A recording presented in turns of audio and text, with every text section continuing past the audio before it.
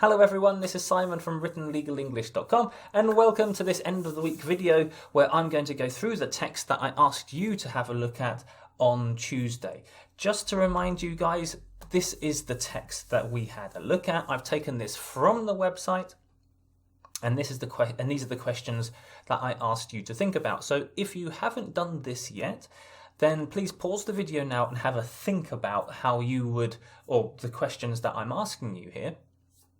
But if you just want to see how I would do it and listen to the discussion of how I came to my suggested answer, then continue watching.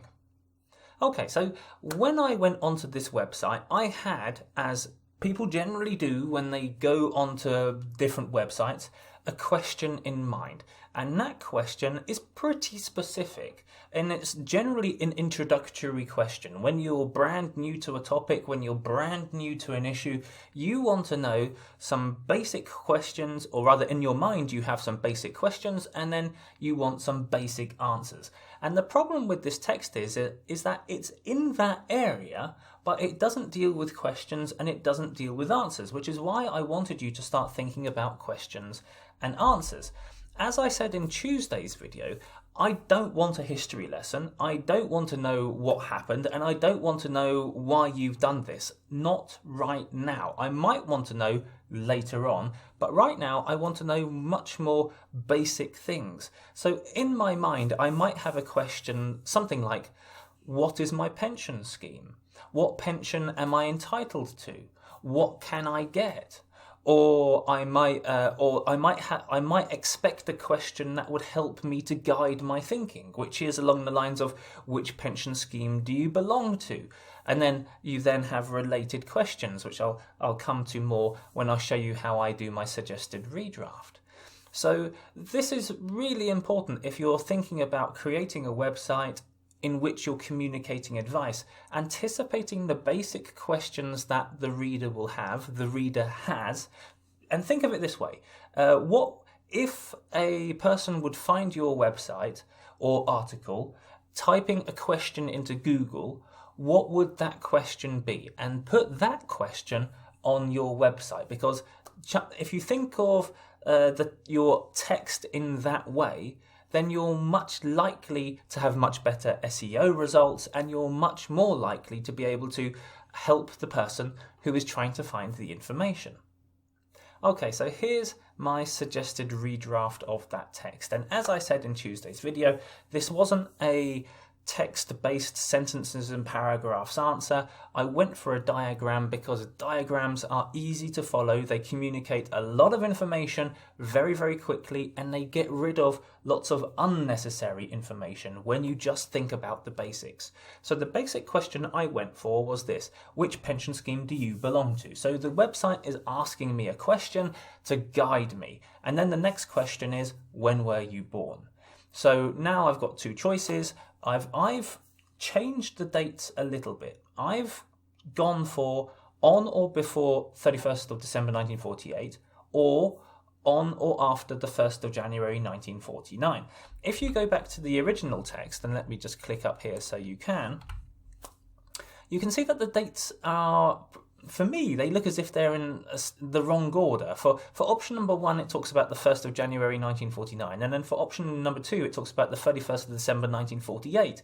And it's kind of going in the wrong direction for me, and I wasn't very happy with that. Maybe it's me being a little bit too finicky, I don't know, but I prefer that. For me, that's a little bit easier to understand. Let me know what you guys think, if you prefer the original version or you prefer my version. And then after that, I've got arrows, very useful, arrows pointing you in the direction that you need to go. And then it clearly explains the earlier rules or the new rules. And then here I've added in extra helpful information.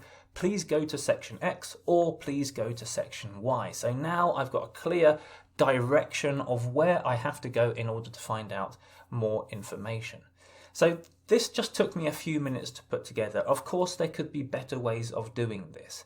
But the important thing for you to take away is that this will be part of a process before it gets to the public. And that process will be testing testing an initial version, getting feedback from that, redrafting it, testing it again, getting some feedback, redrafting, and going over and over that process until you get to the final version. And it's only when you test your material with the intended target and get their feedback can you produce a document that really, really will work.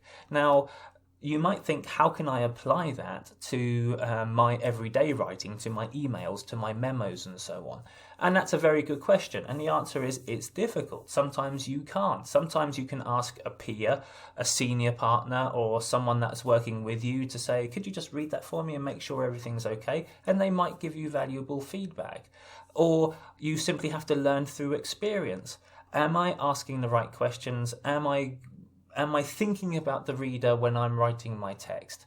And those might seem like easy questions, but those are difficult things to get used to, and they need a certain amount of experience in order to produce better content.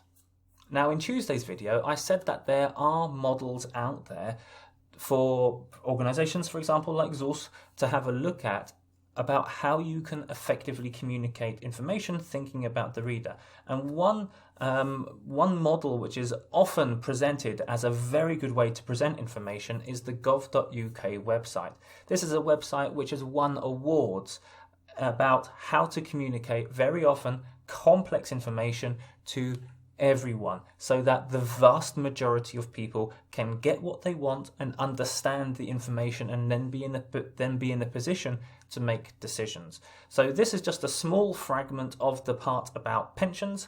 You can see how it's broken down into very easy to navigate sections. We've got questions in there. How much could you get and when? And of course there are more questions below, and it breaks it down into sections which reflect what people want to know. So how do I check my pension age? How do I check my state pension forecast?